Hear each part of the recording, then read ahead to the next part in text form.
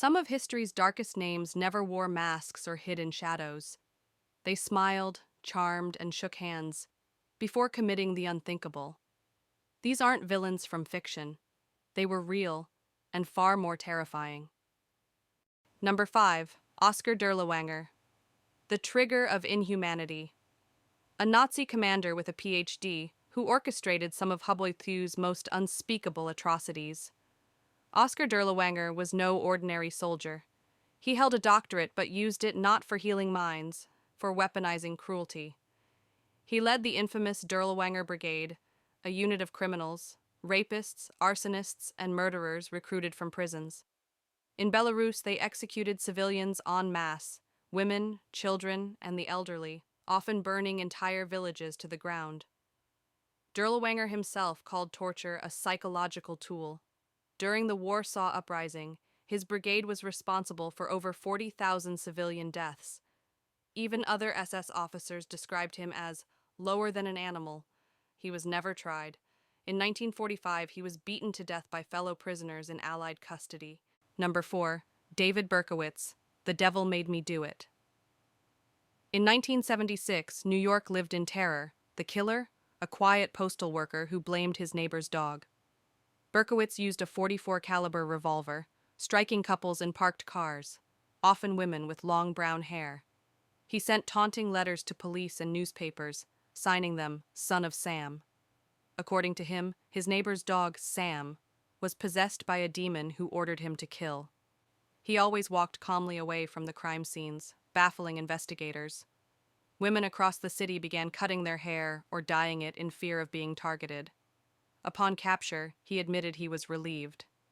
In prison, he later claimed he had found God. He is still alive, imprisoned for life. All parole applications have been denied. Number 3. Ted Bundy, The Devil in a Suit. Charismatic, brilliant, and monstrous, Ted Bundy is the face of charming evil. A law student with movie star looks, Bundy used his charm as a weapon. He pretended to be injured, lured women to his car, then kidnapped and murdered them. Between 1974 and 1978, he confessed to over 30 murders, but many believe the true number is higher. He decapitated several victims and kept their heads as trophies. He escaped from prison twice, once even jumping from a courthouse window.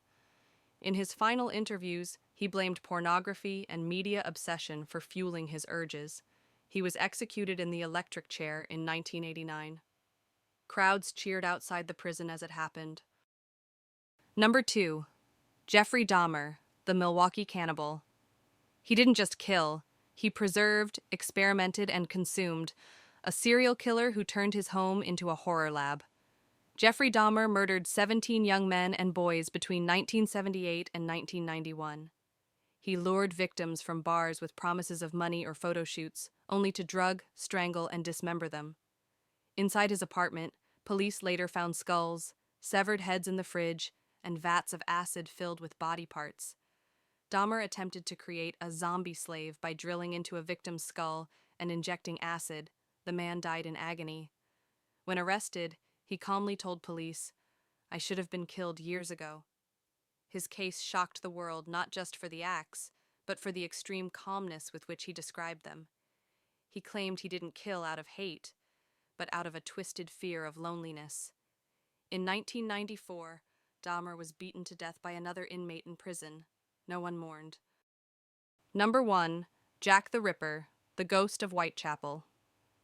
He had no name, no face, no trial, but his crimes defined fear. The most infamous unidentified killer in history. In 1888, the streets of London's Whitechapel district became a hunting ground. At least 5 women, all sex workers, were brutally murdered, throats slit, organs removed with surgical precision. Letters allegedly written by Jack taunted the police.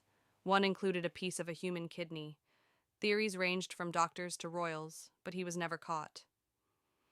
Jack the Ripper became the first media-fueled serial killer, and headlines turned him into myth. The lack of resolution turned his case into legend, and a chilling reminder. Sometimes monsters vanish into the fog. Over 130 years later, we still don't know who he was. but his shadow still haunts modern crime stories.